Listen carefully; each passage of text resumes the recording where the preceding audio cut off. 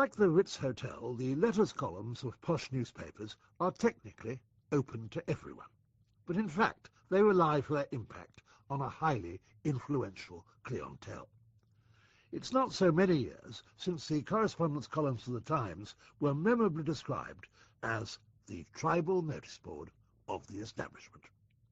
But it wasn't in fact the Times that carried perhaps the most celebrated letter ever to surface in a modern newspaper. In November 1917, the month after the Second Russian Revolution, that opportunity fell to the Daily Telegraph. But only, as it were, faute de mieux. It was in that month that one of the great British grandees, the 5th Marquis of Lansdowne, a former British Foreign Secretary, took the reckless step of musing aloud about the whole course and probable outcome of the 1914-18 war. He had done much the same thing within Asquith's coalition cabinet only a year earlier, but this time he resolved to ventilate his doubts in public. With that end in view, he summoned Geoffrey Dawson, the editor of the Times, to his lavish London home, Lansdowne House, and there showed him the text of what he wanted to have published. Coordination of Allies' war aims. Letter from Lord Lansdowne.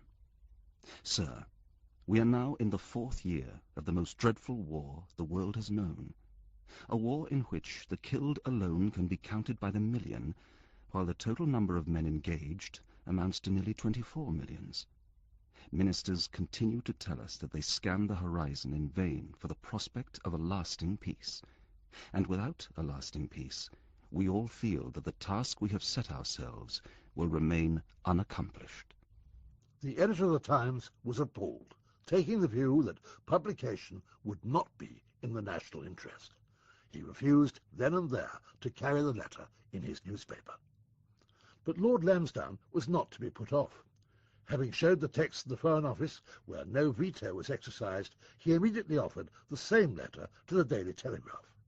A mere 36 hours later, it published it. In my belief, if the war is to be brought to a close in time to avert a worldwide catastrophe, it will be brought to a close because on both sides the peoples of the countries involved realize that it has already lasted too long. There can be no question that this feeling prevails extensively in Germany, Austria, and Turkey. An immense stimulus would probably be given to the peace party in Germany if it were understood, 1, that we do not desire the annihilation of Germany as a great power, 2, that we do not seek to impose upon her people any form of government other than that of their own choice, 3, that except as a legitimate war measure, we have... It provoked a major political storm. Dr. Gary Sheffield is a military historian at King's College London. Its impact was fairly dramatic. Now, those who were on the inside track, if you like, of the political elite already knew of the way that Lansdowne was thinking, because a year earlier he had circulated a memorandum around the cabinet suggesting that Britain should take seriously any peace feelers coming from the Germans. But of course that's very different to actually revealing your feelings in a public letter. It polarised opinion at that time, at a very difficult time for Britain in one of the end of the worst year in many ways of the First World War. And its ramifications were quite serious for British politics and indeed for attitudes to the way the war was being fought. David Twiston Davies ran the Telegraph's letters column between 1987 and 2001, and he has the advantage of being able to go back to the paper's archives. Well, this is the page which has the Lansdowne letter for it, and it goes down the right-hand side of the column. There was no special section sealed off in the way that it is today, especially for letters. The page itself would be different from what it is today. There are 1, 2, 3, 4, 5, 6 columns. The distinction between comment and reports are not made.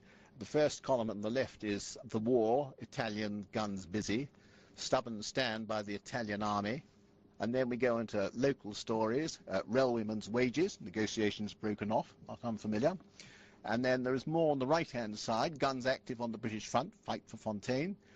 Guards dash into Fontaine village from a then famous correspondent, Philip Gibbs.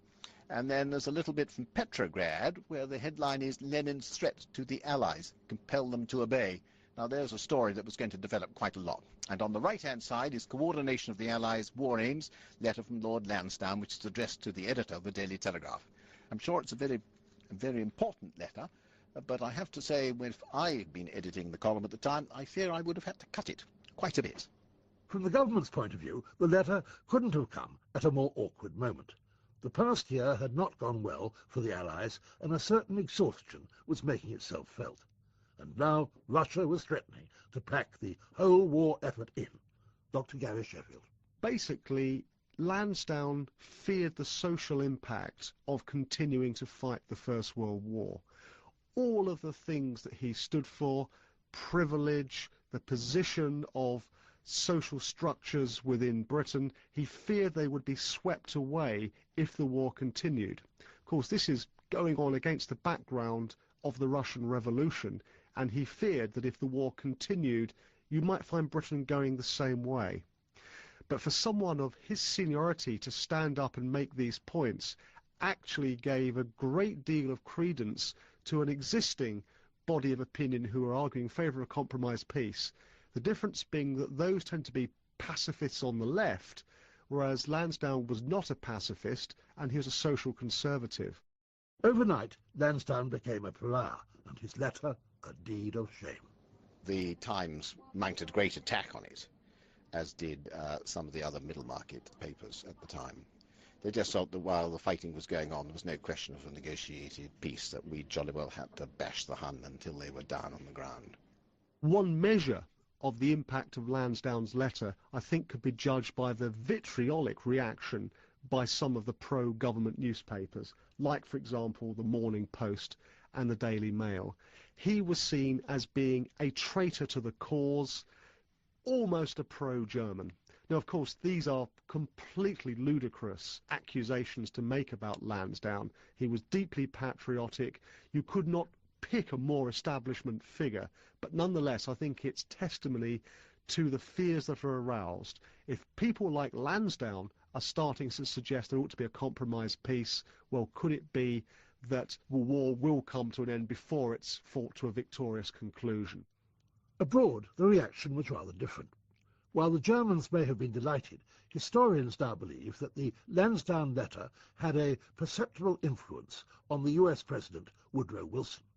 In his drawing up of his famous 14 points to govern any peace treaty, Lansdowne's hand can be seen at work, not least in the President's provision for the way a post-war Germany should be treated. David Twiston Davies.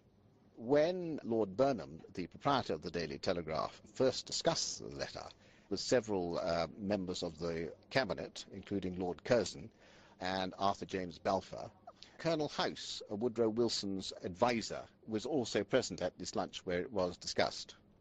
And I think this later came out.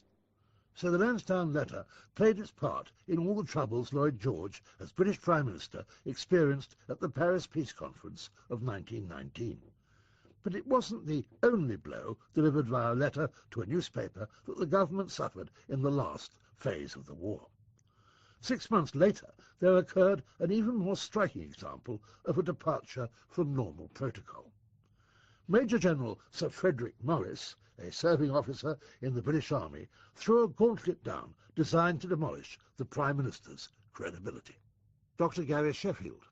I think the other letter to a newspaper which has a similar impact is the so-called Morris letter, which comes out in early 1918. In this, a British general effectively accuses Lloyd George of lying about the numbers of troops available to Hague at the beginning of 1918. To the editor of The Times. Sir, my attention has been called to answers given in the House of Commons on April the 23rd by Mr. Bonar Law to questions put by Mr. G. Lambert, Colonel Byrne and Mr. Pringle as to the extension of the British front in France. These answers contain certain misstatements which in some give a totally misleading impression of what occurred. This is not the place to enter into a discussion as to all the facts, but Hansard's report of the incident concludes, Mr. Pringle, was this matter entered into at the Versailles War Council at any time? Mr. Bonar Law, this particular matter was not dealt with at all by the Versailles War Council. I was at Versailles when the question was decided by the Supreme War Council, to whom it had been referred. This is the latest of a series of misstatements which have been made recently in the House of Commons by the present government. Lloyd George had tried to explain away the German breakthrough in the spring of 1918 by suggesting that Haig had roughly the same number of troops that he'd had at the beginning of 1917. General Morris knew full well that that at best was being economical with the truth, and he wrote a letter to the press knowing full well that was the end of his military career, because it is simply things that, in a democracy, a soldier cannot make a political point like that and expect to maintain his position. Now, sir, this letter is not the result of a military conspiracy. It has been seen by no soldier. I am by descent and conviction as sincere a Democrat as the Prime Minister, and the last thing I want is to see the government of our country in the hands of soldiers. My reason for taking the very grave step of writing this letter are that the statements quoted above are known to a large number of soldiers to be incorrect. And this knowledge is breeding such distrust of the government as can only end in impairing the splendid morale of our troops at a time when everything possible should be done to raise it. I have therefore decided, fully realizing the consequences to myself, that my duty as a citizen must override my duty as a soldier. And I ask you to publish this letter in the hope that Parliament may see fit to order an investigation into the statements I have made. I am yours faithfully, F. Morris, Major General. 20 Kensington Park Gardens, May the 6th, 1918. Inevitably, the General's challenge was picked up in the House of Commons. At first, Lloyd George seems to have taken fright, putting forward a proposal for 2 judges to investigate the government's whole use of military statistics. Later, however, he mounted an extremely effective counter-attack upon General Morris in a debate in the House of Commons. Central to Lloyd George's case was the accusation that all the figures of troop strengths that the government had used had been personally supplied by General Morris himself in his capacity as Director of Military Operations. That was true, but what the Prime Minister had either deliberately or accidentally overlooked was a subsequent correction sent to Number 10 by General Morris within a few days of the original figures being submitted. Yet Lloyd George, not for the first time, got away with it, and the attack launched against the government by his predecessor, Herbert Henry Asquith, petered out.